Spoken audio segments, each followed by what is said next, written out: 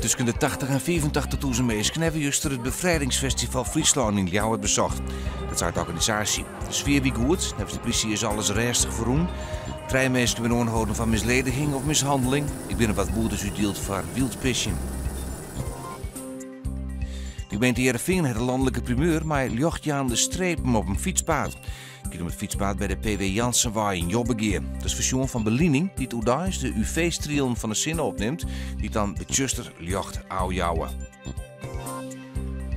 Voor en tjenstanders van het onpassen van de Frieske Stavering binnen het oude Roniel hier net dichter bij elkaar kwam. De Friese Academie wil daar op inschreeuwwijze van Frieske worden, maar er komt een soort kritiek op.